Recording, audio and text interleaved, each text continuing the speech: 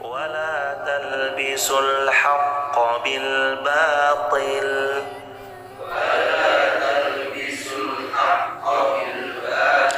وتكتموا الحق وأنتم تعلمون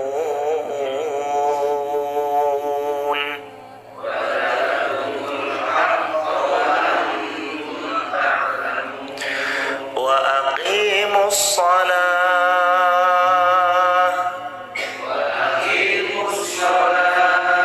وآتوا الزكاة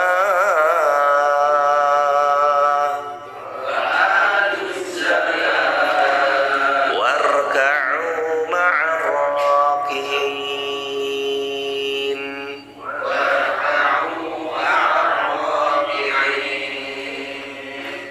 Ayat ke-42 Allah berfirman wala talbisul haqqa bil batil, yang artinya jangan kalian campur adukan barang haqq dengan barang yang batil. Wa taktumul haqqa, sedangkan kalian itu menyembunyikan yang haqq. Sudah dicampur aduk, yang hak disembunyikan. Wa antum ta'lamun, dan sedangkan kamu mengetahui bahwa itu barang batil. Wa aqimus shalah, dan dirikanlah salat. Wa atuz zakah, tunaikanlah zakat. Warka'u ma'ar raki'in, dan hendaklah kalian rukuk bersama raki'in, orang-orang yang rukuk. Allah subhanahu wa ta'ala berfirman di dalam ayat ini berkenaan tentang orang-orang Yahud untuk sengaja, yang mana mereka sengaja mencampur adukan yang haqq dan yang batil, serta tindakan mereka menyembunyikan dari kebenaran serta menampakkan kebatilan. Jadi Allah itu menurunkan ayat ini berkenaan dengan Yahud, yang mana orang-orang Yahud, yakni mereka mencampur adukan dengan sengaja antara kebenaran dan kebatilan, dan mereka menyembunyikan kebenaran, menampakkan kebatilan. Sebagaimana ayat ini berbunyi wala talbisul haqqa bil batil, jangan campur adukan yang hak dan yang batil. Qatadah mengatakan makna wala talbisul haqqa bil batil artinya adalah jangan kalian mencampur adukan antara ajaran Islam dengan ajaran non-Islam, dengan ajaran kafir. Jangan dicampur adukan. Islam ya Islam, dia tidak boleh dicampur adukan antara Islam dengan kekufuran. Itu kata Qatadah. Al-Imam Qatadah mengatakan demikian. Lalu berikutnya Al-Imam Ibnu Katsir, beliau memaknai ayat tersebut, yakni jangan campur adukan antara tauhid dengan syirik, iman dengan kufur, antara kebaikan dengan keburukan dan sejenisnya. Wa taktumul haqqa wa antum ta'lamun, padahal kalian menyembunyikan yang hak tersebut padahal kalian itu mengetahuinya.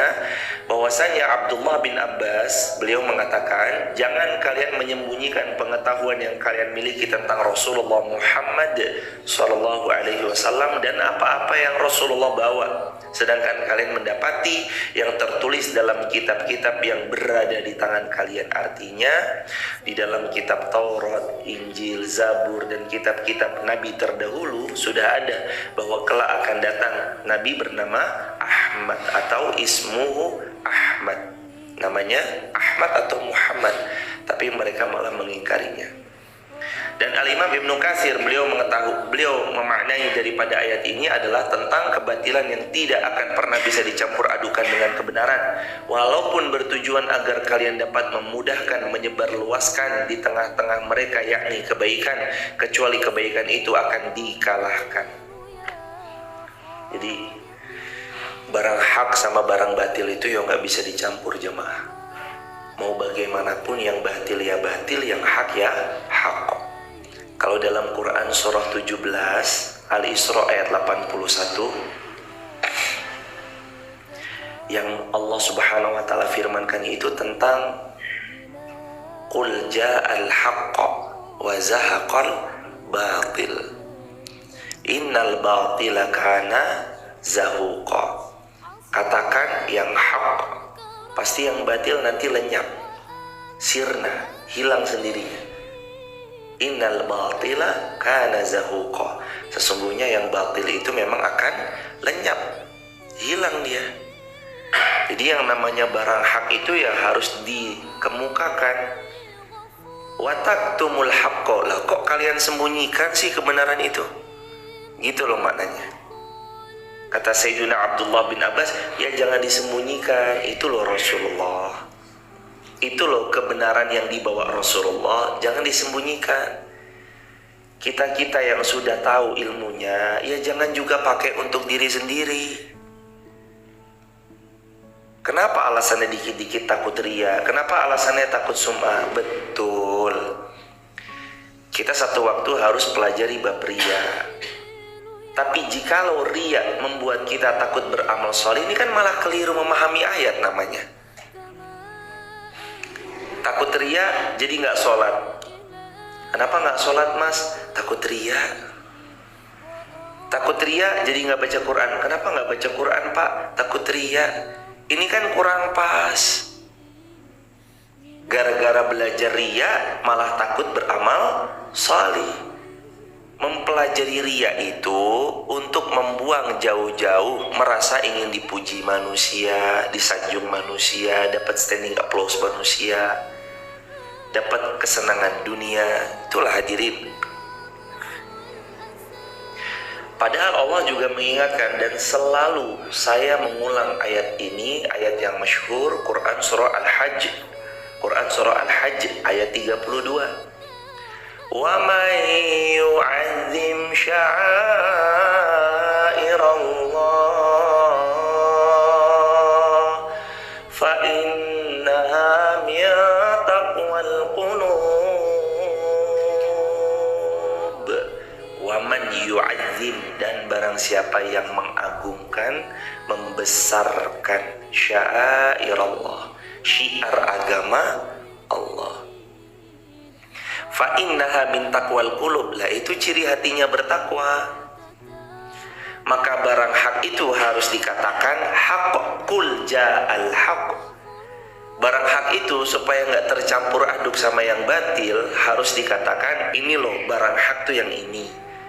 Harus ada yang mengatakan, jangan disembunyikan. Yang batil itu ya harus dikatakan, jangan disembunyikan. Kelemahannya adalah yang baik-baik ini nggak mau menampakkan alasan takut ria, sedangkan yang buruk berlomba-lomba menampakkan. Akhirnya barang hak disembunyikan, nggak banyak orang tahu dampaknya. Ya toh? Karena barang hak disembunyikan kan jadi orang pada nggak tahu yang hak yang mana. Karena yang hak disembunyikan, lah yang batil ditampakkan. Jadinya orang taunya yang batil itu adalah hak, disangkanya yang batil itu adalah barang hak. Ya jadi keliru pemahamannya. Sama kayak saya berulang kali menceritakan, datang orang bawa seekor kucing. Ya anjingnya bagus banget, ini kucing. Anjing. Duh, ini tuh kucing. Satu kali digituin, dia masih percaya itu kucing. Hari kedua dia bawa kucingnya lagi. Wah anjingnya bagus banget. Loh ini kucing loh yang saya bawa. Enggak, itu anjing. Hari ketiga datang lagi. Wah anjingnya imut banget. Oh ini kucing. Loh itu tuh anjing. Akhirnya di hari yang keempat dia berpikir, ini sebenarnya anjing apa kucing? Itulah hadirin. Barang batil kalau disuguhkan batil, disuguhkan terus setiap hari secara CKM, cepat, kontinuitasnya terjaga dan masif. Coba kayak apa itu barang batil nanti perlahan-lahan berubah barang batil disangka hak. Karena CKM, batilnya cepat tersampaikan pesan kebatilannya, kanya kontinuitasnya terjaga. Wes pokoknya barang batil itu suguhkan terus aja. Barang batilnya itu kontinuitasnya terjaga, lah kita barang hak sesekali. Ini yang batil kontinu, sudah cepat, kanya kontinu, M-nya apa tadi? Masif. Masif itu apa artinya? Terus menerus dalam jumlah yang sangat besar. Lah barang haknya sudah disembunyikan, kalaupun ada sesekali, kalaupun itu nggak banyak dan bukan dalam jumlah yang besar, ya tak? Maka ini juga harus diamalkan gitu loh hadirin. Kul, katakanlah ja'al haqq wa zahaqal batil. Barang hak itu ya harus nampak. Jangan barang hak itu ya disembunyikan. Barang hak itu ya harus nampak, apalagi zaman sekarang. Zaman dimana, mohon maaf, kita dapatkan di dekat kita, di handphone kita, bisa masuk menyelinap di sana pesan-pesan yang gak pantas. Pesan batil ya kadang banyak, kita kadang sulit untuk menghapusnya saking banyaknya. Di tengah-tengah kondisi umat yang kayak gini, barang haknya harus muncul. Barang hak harus muncul, harus naikkan ke permukaan. Wa man yu'azzim sya'airallah. Barang siapa yang membesarkan syiar agama Allah, ya harus dibesarkan. Barang hak, ya hak. Makanya Al-Imam Al-Hasan Al-Basri, beliau punya doa yang diajarkan kepada murid-muridnya sampai kepada kita. Allahumma arinal haqqa haqqa warzuqna tibaa wa arinal batila batila warzuqna tinaba. Ya Allah, tunjukkan barang hak ya hak, mudahkan hamba mengamalkan. Tunjukkan barang batil ya batil, mudahkan hamba menjauhinya. Harus ya jemaah. Ayo, yang hak ini harus dimunculkan, yang hak ini harus dinaikkan, yang hak ini harus dikemukakan. Karena barang hak itu kalau nggak dikemukakan, ya jatuhnya nanti lama-lama orang menganggapnya nggak ada.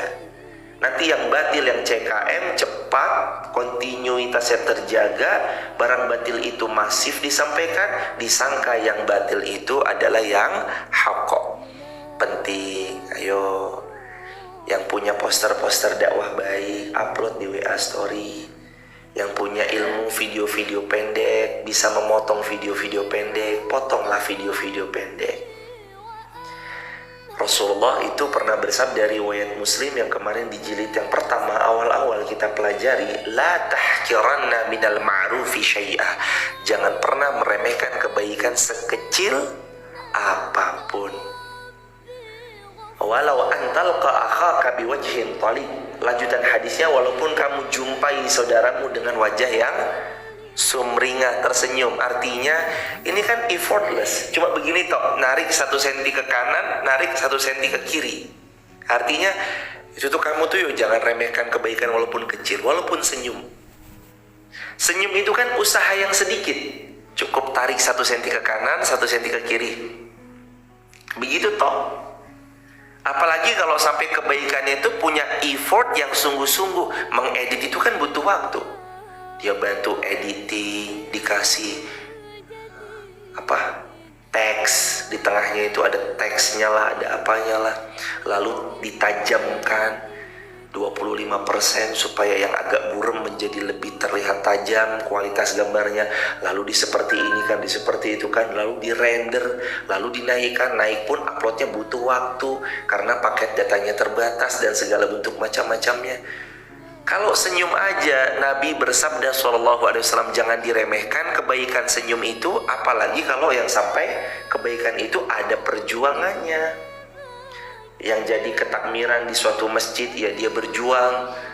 Ada pikul beras, ya pikul beras, drop beras, ya drop beras, ya dia bagi-bagi sayur, ya dia bagi-bagi sayur, ya dia malamnya, Kamis malamnya packing, ya packing. Kamis paginya ngambil sayur, diler supaya diler itu digelar supaya sayurnya nggak busuk.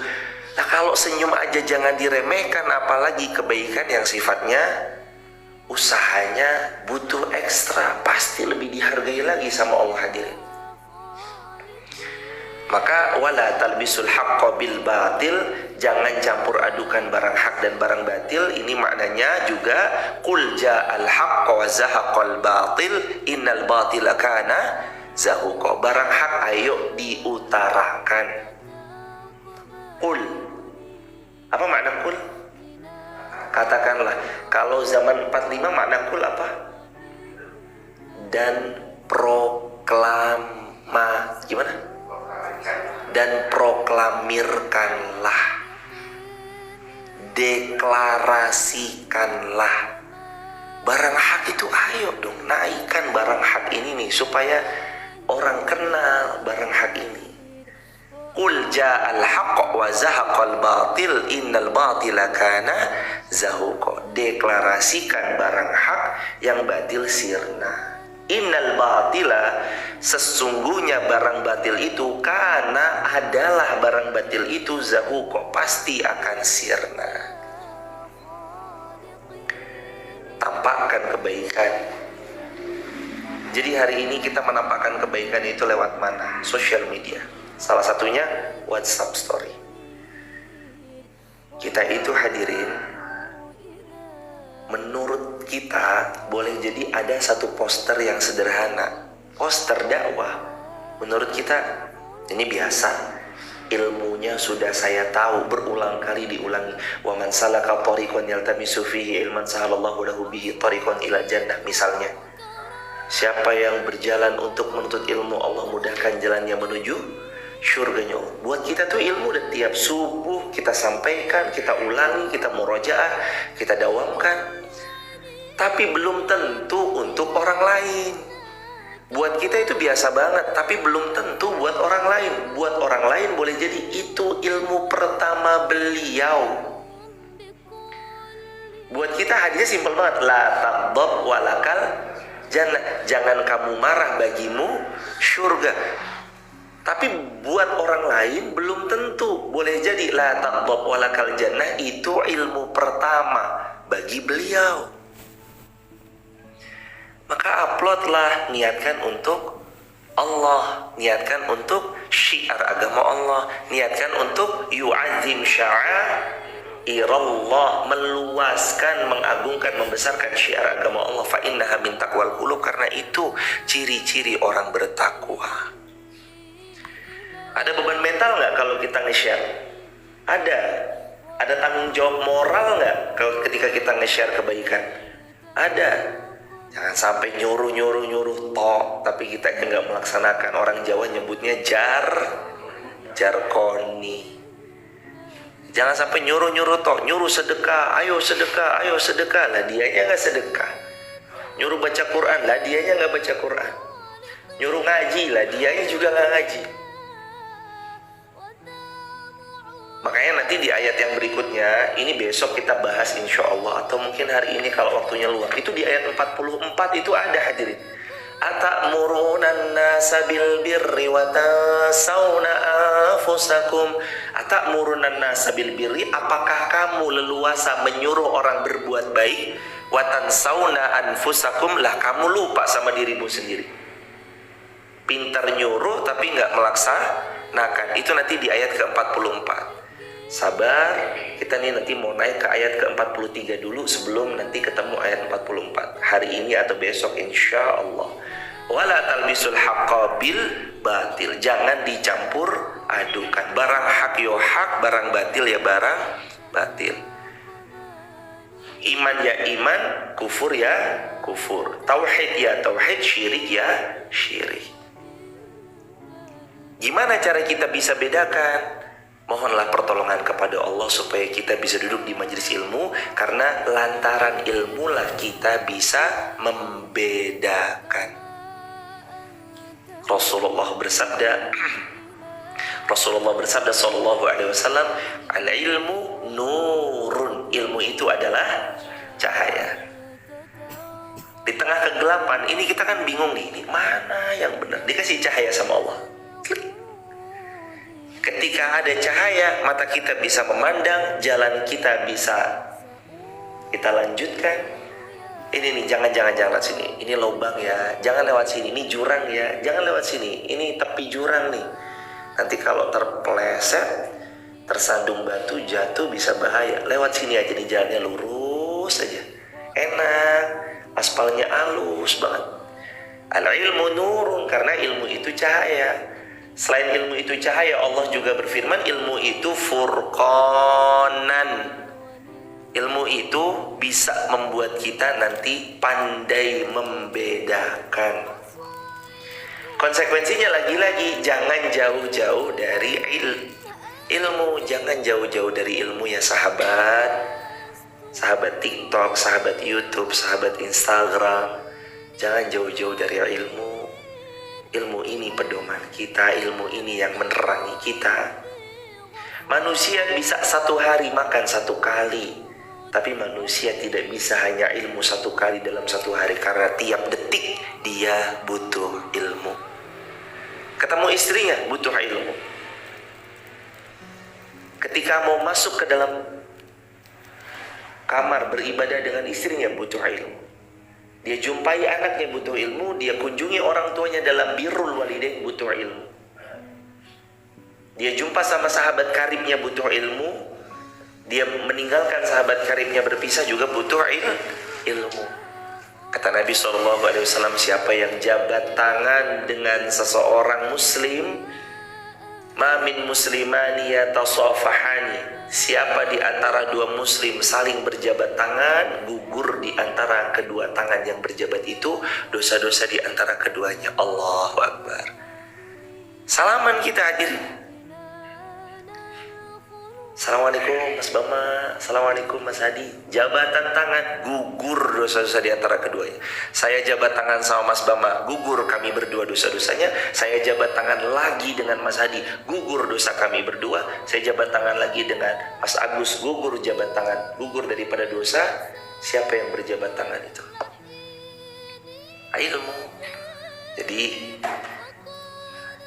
izinkan kami mewasiatkan untuk diri kami dan kita semua sahabat yang mencintai agama Allah ini, saya pesan baik-baik. Agama Allah ini, barang hak ini harus disebarluaskan. Yang baik-baik itu harus siap untuk kita agungkan, besarkan, sebarluaskan, dan di-share sebanyak-banyaknya. Supaya barang batil itu tidak dianggap sebagai barang hak.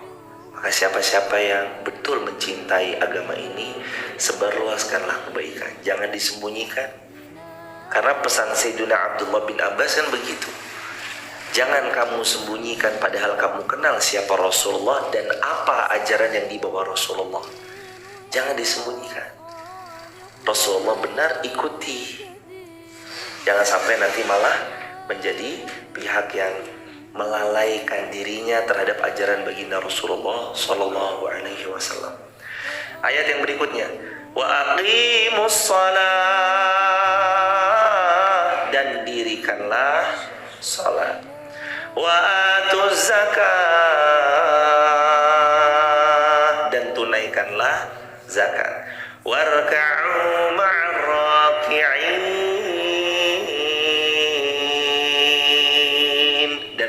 bersama orang-orang yang ruku. Wa aqimus shalah, maknanya tentang firman Allah wa aqimus shalah, Muqatil mengatakan artinya Allah perintahkan kepada kita untuk mengerjakan sholat. Allah perintahkan juga kepada kita untuk beribadah yang berkenaan tentang sholat. Jadi apa aja nih instrumen sholatnya, apa aja nih? Ada sholatnya itu sendiri, ibadah sholatnya. Lalu kemudian ada tempat sholatnya, namanya masjid, musola, langgar, surau. Instrumen-instrumen berikutnya, equipment yang ada dalam masjid, speaker, sound system, lighting, sejadah. Lalu kemudian tempat wudhu, kamar mandi, ada mixer, ada toa untuk pesan ini tersebar luaskan kepada yang ada di rumah, sedang ngopi, sedang nyantai supaya lebih tersyiarkan. Lalu ada sistem keamanan.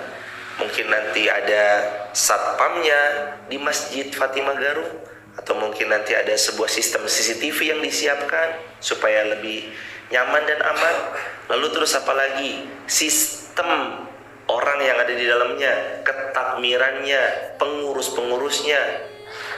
Karena akhirnya jemaah, siapapun yang ia menyadari, dia akan berkata begini hadirin, bahwa bangunan itu nomor yang kesekian, yang paling utama adalah SDM. Bangunan itu nomor yang kesekian. Bangunan betul-betul sarana prasarana bagus yang menunjang, tapi kan ada yang lebih penting daripada itu, toh. Apa? SDM, sumber daya manusianya, orangnya. Handphone kita beli mahal nih, misal harga 5 juta, mahal sekali handphone itu. Biasa kita pakai handphone yang harga 2 juta sampai 2,5 juta. Kita beli handphone harga 5 juta, ini mahal. Secara iklan bagus, handphonenya bisa mampu begini, begitu, begini, begitu. Tapi kalau dipegang cuma untuk WhatsAppan, toh fitur kamera yang epic bisa terpakai nggak? Nggak bisa terpakai ya, karena cuma dipakai untuk WhatsAppan saja. Padahal ini kameranya canggih, jernih, bening, bagus untuk ada sinematik apalah. Tapi karena the man behind the technology adalah hanya dipakai untuk WhatsAppan, ya hanya begitu fungsinya.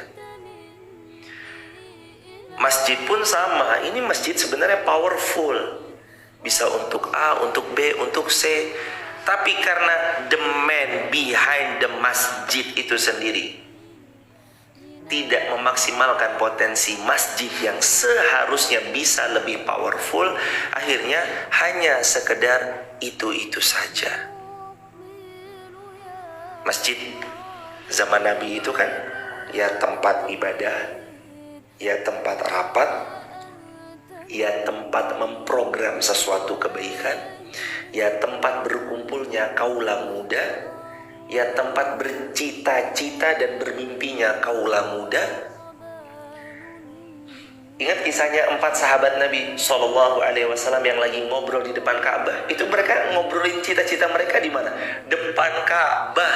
Kamu mau jadi apa? Kalau saya mau jadi ulama. Kamu mau jadi apa? Kalau saya mau jadi seorang pemimpin dunia. Selang beberapa tahun kemudian benar yang diucapkannya. Mimpinya jadi ulama, terwujud beliau jadi ulama. Mimpinya jadi pemimpin dunia, terwujud beliau menjadi pemimpin dunia. Allahu Akbar. Jadi masjid tempat bermimpinya kaula muda. Make a dream. Mereka itu bermimpi besar dari mana? Masjid. Maka tokoh-tokoh besar lahir itu dari 2 tempat. 1 masjid, 2 pondok pesantren.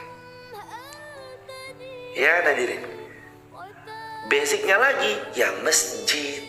Karena pondok pesantren pun itu lahir basisnya dari masjid dulu. Belajar di surau 4 orang, lalu santrinya bertambah, buatlah pondok. Tempat beliau nih mondok, basicnya masjid, langgar, surau. Mbah Yai Dahlan, gurunda kami di Pondok Pesantren Mu'allimin Yogyakarta, itu awalnya santrinya sekitaran 4-5 orang. Belajarnya di langgar surau beliau. Lalu kemudian beliau juga kadang membersamai di Masjid Gede Kauman Yogyakarta. Lalu kemudian jadilah pondok yang kami mondok di sana, Mu'allimin Yogyakarta, Mu'allimat Yogyakarta, Mu'allimin khusus yang laki-laki, Mu'allimat khusus yang perempuan. 1000-an lebih santrinya, kalau digabung ya kisaran 2000-an. Kalau yang sama mu'allimatnya, kalau mu'alliminnya aja 1000 lebih. Itu dari mana? Dari surau. Jadi basicnya adalah masjid. Basicnya itu masjid.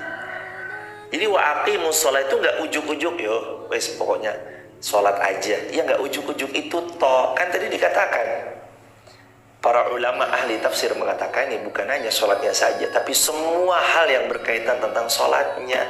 Ya sholat, ya masjidnya difikirin, ya SDM-nya, takmirnya, sound systemnya, lightingnya, mixernya, kabelnya, sajadahnya. Kalau yang tinggal di daerah urban, daerah perkotaan yang cukup agak lumayan hawanya hawa hangat, AC-nya, kipas anginnya. Kalau tinggal di desa Garung ya nggak perlu beli AC lah. tinggal di desa Garut, tinggal buka jendela, insya Allah langsung muncul. Ini kita alhamdulillah karena segini. Coba nanti kalau pas lagi agak-agak ramai, misalkan mabit, ini kaca kalau nggak dibuka ngembun itu kacanya. Kalau kaca nggak dibuka ngembun, agak-agak hangat. Ini kalau dibuka, hawa-hawa garungnya masuk, enak, nyaman.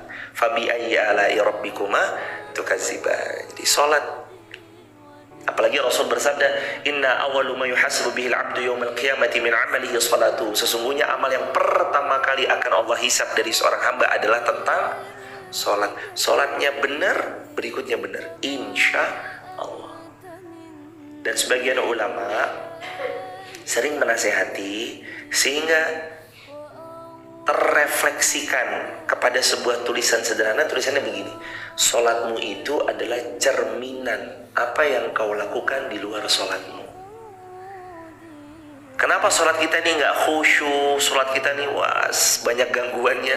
Boleh jadi ya sebegitu juga hidup kita terlalu terdistract dengan dunia. Sholat khusyuk kemarin udah dijawab ya. 1, siapkan tempat yang nyaman. 2, imam yang fasih, yang nyaman bacaannya, yang makharijul hurufnya baik dan benar. Lalu kemudian tempat yang aman. Lalu kemudian equipment yang kita pakai juga equipment yang suci, sarung, peci, sajadah, baju koko, mukena, yang suci, yang bersih, yang wangi, supaya kita nyaman juga dalam mengenakannya. Lalu kemudian jangan lupa untuk selalu memahami makna dari bacaan sholat yang kita baca, itu supaya menunjang sholat khusyuk. Nah sekarang terus Allah berfirman, wa aqimus shalah wa atuz zakah, dan dirikanlah sholat. Artinya tadi itu yang sudah dijelaskan, wa atuz zakah. Makna dari dan tunaikanlah zakat dikatakan artinya adalah Allah Azza wa Jalla memerintahkan mereka untuk membayar zakat dan menyerahkannya kepada Nabi Shallallahu Alaihi Wasallam. Kalau zaman sekarang zakat diserahkan kepada siapa? Baiknya dan bagusnya memang dikelola kepada satu pihak yang dipercaya oleh pemerintah yang sah.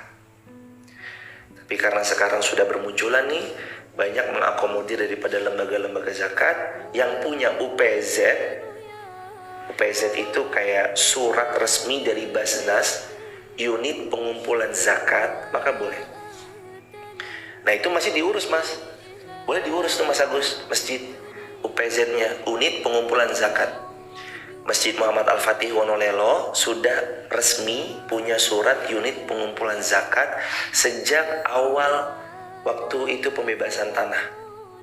Jadi sebelum kita langsung datang ke Basnas yang ada di Jami, dekat Masjid Jami Wonosobo itu, yang dekat alun-alun. Di situ ada kantor Basnas, Badan Amil Zakat Nasional. Kami masuk di sana, Pak, begini, dijelaskan, lalu dibuatkan oleh pengurusnya. Lalu surat itu turun, maka dengan turunnya surat itu diperkenankanlah untuk mengumpulkan zakat, infak, sedekah, wakaf. Begitu hadirin. Itu ada surat resminya dari Basnas dan itu juga diperkenankan. Tertib administrasi itu ya perlu hadirin, supaya pelan-pelan kita juga bertanggung jawab terhadap apa yang Allah titipkan amanahkan kepada kita. Walaupun kita tahu mungkin tim kita masih sangat terbatas, tapi pelan-pelan belajar untuk tertib administrasi dan seterusnya. Wa atuz zakah, dan tunaikanlah zakat. Ini perintah Allah dalam Al-Quran. Zakat itu hukumnya wajib. Zakat itu wajib ya. Gimana cara ngitungnya? Nanti secara dinar, kata Nabi di riwayat Abu Daud, zakatnya dinar tuh 20 dinar, setengah dinar. 20 dinar itu 85 gram emas atau yang senilai dengannya. Kalau itu diam selama 1 tahun, mencapai nisabnya 20 dinar atau 85 gram emas, maka dizakatkan setengah dinar, 2,5%. Dan Allah tuh gak minta besar loh hadirin. Ini mohon izin, ibarat ini harta kita 2,5% itu cuma cuil, keroakan dikit doang. Allah tuh gak minta besar, Allah tuh gak minta banyak, Allah cuma minta 2,5% aja ya. Tapi kalau lebih boleh gak? Kalau lebih boleh. Kalau lebih boleh. Tapi yang wajibnya itu loh 2,5%. Sedikit. Allah nggak minta yang banyak. Nggak minta 50%, 10% aja enggak. 2,5%. Keluarkanlah. Lah saya itu nggak sampai haul, saya itu nggak sampai nisab. Harta saya cuma di bawah bilangan nisab. Batas wajib zakat yang 85 gram emas, hadis Abu Daud 20 dinar itu. Boleh nggak saya mengeluarkan zakat? Kalau dikeluarkan namanya bukan zakat, tapi namanya infak atau sedekah. Warka'u ma'ar raki'in, dan rukuklah kalian bersama orang-orang yang ruku. Artinya Allah memerintahkan mereka untuk ruku bersama orang-orang yang ruku dari umat Nabi Muhammad sallallahu alaihi wasallam. Artinya ikutlah dalam barisan Nabi Muhammad dan jadilah bagian dari Nabi Muhammad sallallahu alaihi wasallam. Allahumma shalli wa sallim wa barik alaihi. Dua maknanya, yang pertama, ikutlah bersama beliau. Yang kedua, jadilah bagian perjuangan beliau. Jadilah bagian dari perjuangan beliau. Ikut beliau, yang meneladani beliau. Tapi yang kedua, jadilah orang yang ikut berjuang. Hadirin, kita ini kan ngaji begini nih termasuk pelan-pelan ya, berjuang. Meletakkan anak tangga untuk besok generasi angkatannya Mas Nabil, Mas Royan, Mbak Kia, dan teman-teman beliau yang membersamai kita waktu kemarin itu kan. Kita ini ngaji kan meletakkan pondasi-pondasinya, memasang cakar ayamnya, menyiapkan anak tangga pertamanya, supaya nanti dilanjutkan beliau. Ini namanya ikut andil nih. Pertanyaan saya, kita ikut andil berjuang bersama baginda Nabi Sallallahu Alaihi Wasallam, mati apa enggak? Akan mati atau tidak jika kita ikut berjuang membersamai baginda Nabi? Akan ikut mati. Tidak berjuang meninggal dunia atau enggak? Tetap akan meninggal dunia. Saya, jamaah, sahabat TikTok, YouTube, Instagram, kita mau ikut berjuang bersama baginda Rasulullah Sallallahu Alaihi Wasallam ataupun tidak ikut berjuang bersama baginda Rasulullah Sallallahu Alaihi Wasallam, kita tetap akan mati. Lantas kenapa kita nggak memilih menjadi masuk ke jalan cinta para pejuang, masuk ke jalan orang-orang yang meneladani baginda Rasulullah SAW dan ikut berjuang bersama beliau? Karena kan di halaman 234 dikatakan di sini mengikuti baginda Nabi SAW. Warka'u ma'ar raki'in, itu maksudnya juga adalah ikut menjadi bagian dari perjuangan mereka. Siapa mereka? Adalah baginda Nabi, para sahabat-sahabat Nabi, orang-orang salih terdahulu, para ulama. Al-ulama warathatul anbiya, karena ulama itu ya pewarisnya para nabi yang menjaga tauhid, menjaga keimanan dan yang lain sebagainya. Ikut berjuang. Duduk begini udah ikut andil berjuang aja. Duduk begini sudah ikut andil berjuang.